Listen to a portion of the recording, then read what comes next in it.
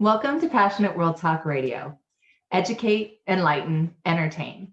I'm Shannon Zeeman, and thank you for joining us on the most important 15 minutes of your day, where we share expert information on safety and preparedness that you can use in your everyday life. When I was a kid, I loved to play hide and seek. You would search for the best spot where you could hunker down, feel safe, and not be found. Well, this is exactly what we want you to do in an active shooter event if you cannot run safely. Hide. In December, Troy and I broke down how to run in an active shooter event. So today we're ready to examine the second part of the run, hide, fight mantra, which is hide. What is the best way to hide? So we're going to start with this question and continue on. And Troy is going to enlighten us with his background of 25 years of police experience, and then we will chime in also with some of our personal experience. So Thank you for being here. Well, thanks a lot. No, I appreciate it. That's a great question, though. What is the best way to hide? I mean, everybody knows how to hide, but in an active shooter, there are different tactics that you need to learn. So all of my training and debriefs of active shooter events over the years I've been doing law enforcement have showed me that barricading the door and using the furniture in the room or a person's body weight, while that does is it keeps the door closed, so it gives the people in that room a greater chance of survival in an active shooter. The shooters don't necessarily want to kind of break down doors to get you. Okay. So this is so important, and that's why we go over this in so much depth.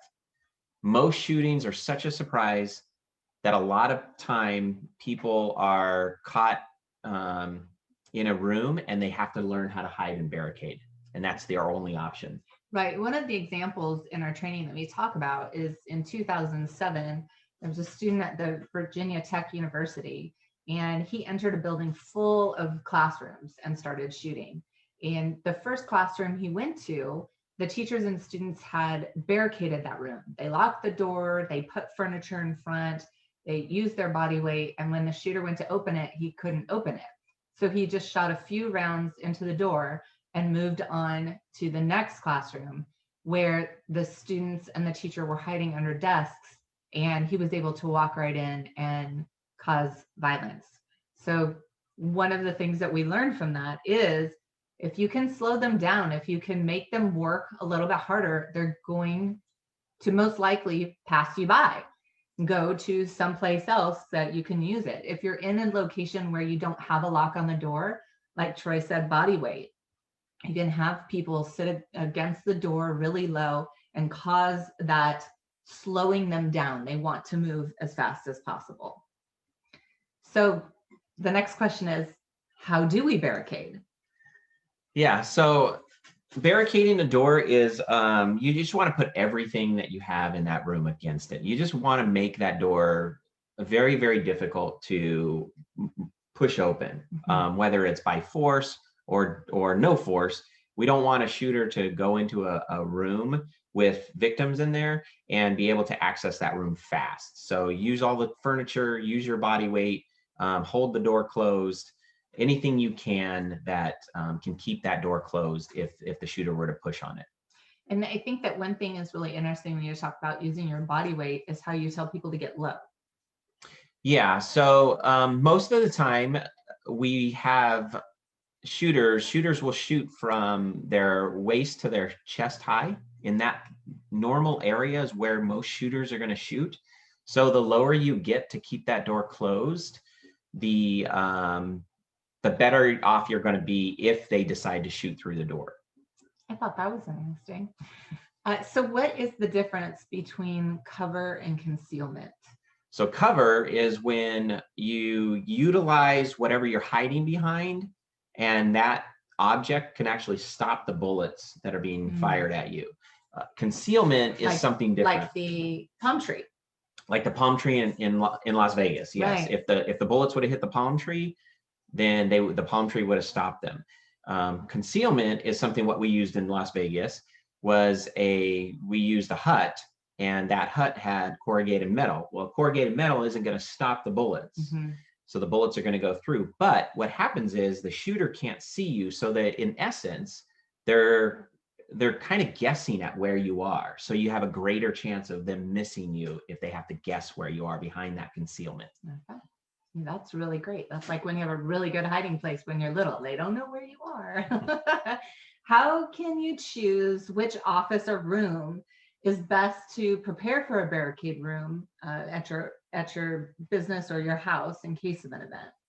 So when you pre-plan a barricaded room, you want to make sure that the room's door is outward swinging. So that's the number one thing, is the outward swinging. You don't want somebody to be able to walk up on an inward swinging door and kick it, and it just flies open. So an outward swinging door, they can't use their weight or a kick to get through that. So you want it swinging out into the hall, out and away from where you are. Away from the room. So an outward swinging door is if you're in your office, when you open that door, the door will open to the hallway, not to your office. Okay, that's great. You also want a secondary exit. So one of the most important things that everybody trains on as officers, and how we talk about to civilians, and how Shannon and I train our company, is that you have to have a secondary exit if you're pre-planning a barricade room. Because if the suspect is trying to get through the door and they're really using up time to get through that door, you guys can sneak out the secondary exit and get out of there. And by the time they get through that primary door, you guys are already gone. And that's really what you need. And for that, if you have a door that's an exit on your secondary exit, obviously easy, open the door and walk in or walk out. If you have a window inside that pre-planned barricade room, you're going to need a window break so that you can break that window and get ready to exit if you need to immediately. Okay. And are there any other things that you would recommend to have in a barricade room besides a window break? Yeah, so heavy furniture is very important because you can put that up against the door. Now you have an out-swinging door, so you're not really barricading the door, but what you are doing is you're putting more objects between you, the door, and the wall. So if the person were to shoot through the wall or the door, the more objects, they're going to stop those bullets at that area and not let them get through to you. The second thing you want to do is you want to put a phone in that room because a lot of times people are just leaving their cell phones and they're running to a barricade room. So get a phone in there so you can talk to first responders. And then you're going to need a stop the bleed kit or multiple stop the bleed kits, because if somebody's injured and they get to the barricade room, you want to be able to hold that medical treatment and keep them alive.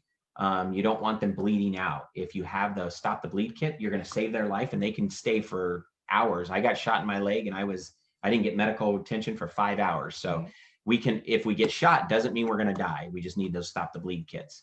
And then a deadbolt, obviously, on the door. A deadbolt is always good. So if somebody, just the handle locks aren't as strong as a deadbolt. So. Okay.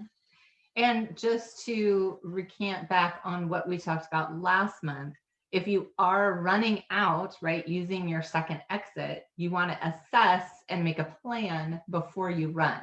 So don't forget that. That's second. Yeah, it's the second part. It's really important. So make sure you do that too. Why is it important to learn what type of bullets can penetrate which objects in the place of business or your home? Yeah, it's really important. If you can either look it up on YouTube, you can watch people shoot bullets, and you're going to see what they shoot at and how bullets penetrate certain objects. Most structures are made up the same material, whether it's your house, your business, even warehouses. They have the drywall, the wood, and all the insulation. So bullets will go through that, some better than others.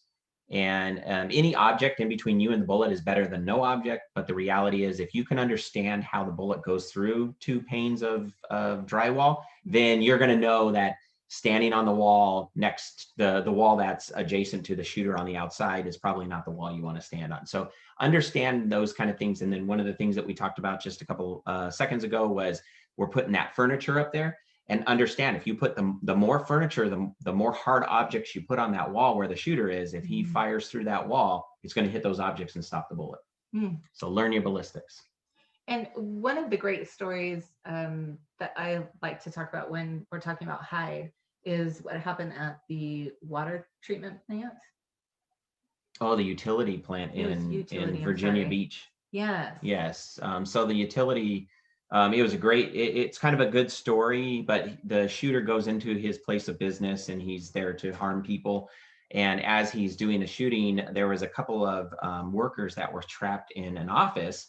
They didn't get, it was too fast for them to actually close the door. So what they did was they shut off the lights, shut their phones off, and hid under the desk.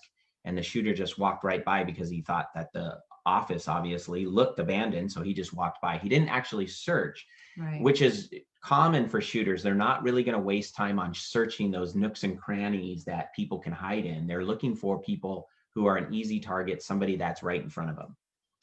And so if say we're in like a large office and it's huge and we can't run, we're kind of trapped in there. The door, we lock it, but is it safe to like turn over desks, or what would be your best example to do in those situations? Like if it's a large area. So with that information, it's difficult. That's a difficult question to answer because depending on where the shooter is, obviously we're going to lock the doors. We're going to barricade in that location, barricade all the doors if they're in swinging.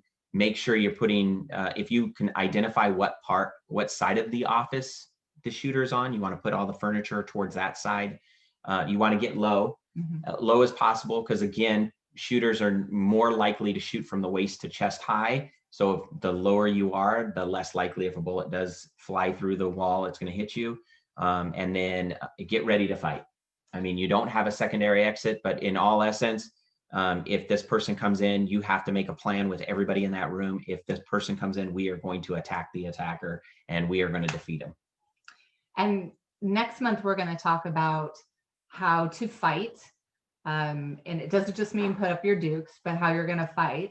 And there's one more question before we leave you that I'd like Troy to talk about. And it's a very hard question to face. But what if you're barricading and someone comes knocking at the door that's saying it's one of your employees? Yeah, once you barricade the door, don't open it up unless it's the police. And there are different ways to do that.